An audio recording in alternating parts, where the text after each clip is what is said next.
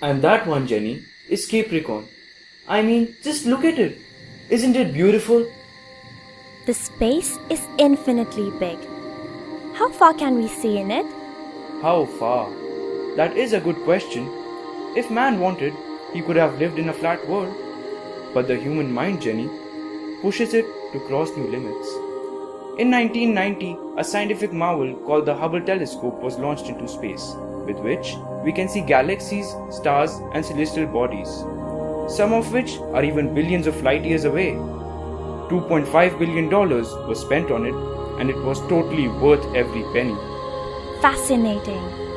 But while we aim high, aren't we overlooking the problems we need to pay heed to immediately? Man can fulfill his hobbies once done with the basic necessities. Yesterday, while walking back home from school, I saw a poor man dying. He was suffering from some ailments. My teacher says people die like him all the time. Of poverty, of diseases, of hunger. Millions don't even get potable water to drink, shelter, or even air.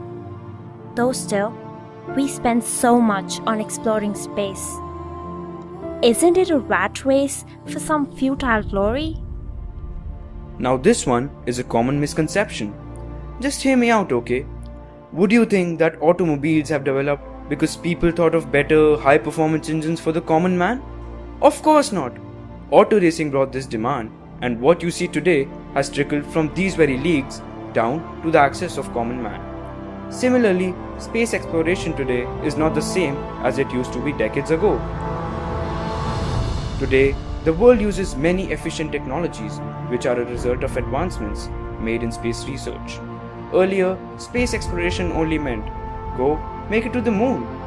A small step for man, but a giant leap for mankind.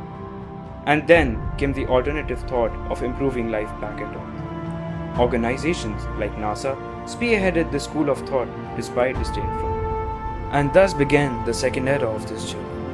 Forward osmosis bags that have brought water to the dry and remote areas of Africa, artificial limbs, insulin pumps and CAT scans, which have greatly empowered the medical sector. Even aircraft anti-icing systems, the workout treadmills in our gyms, and freeze drying, without which food storage is unthinkable today.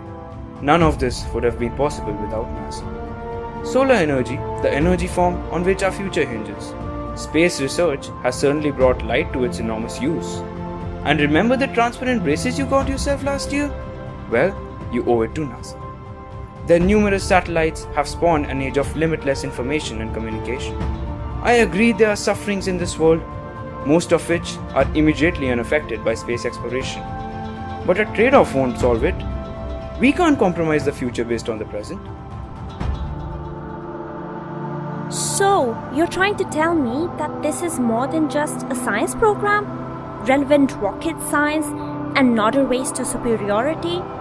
Then why is our ultimate goal colonizing the space, which still feels pretty utopian?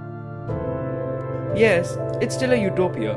At one point of time in history, people debated even the roundness of the earth, and we know how that came out. There have always been people who said flying was impossible, that breaking the sound barrier was a distant thought, or landing on the moon was unrealistic. Despite all this, there was a crowd of dreamers that hoped and worked to realize their dreams.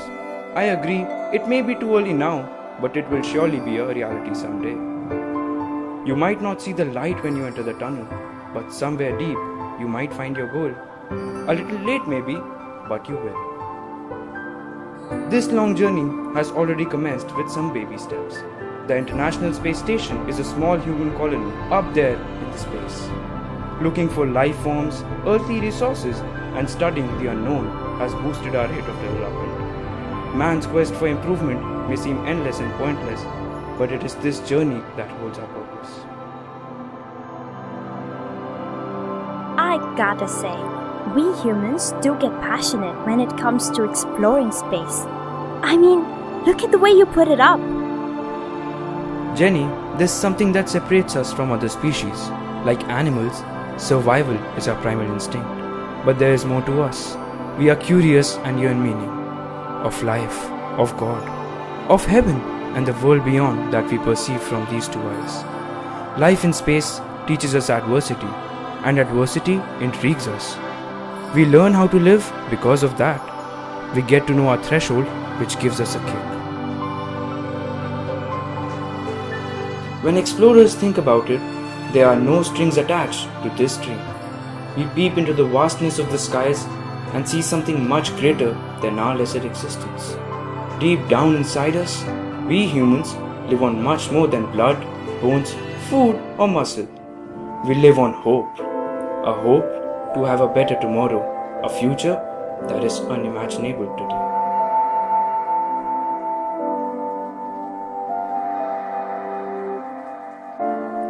So, do you really think we can forego our quest for this marvel, the deep space surrounding our Earth, the unique blue dot in unfathomable vastness?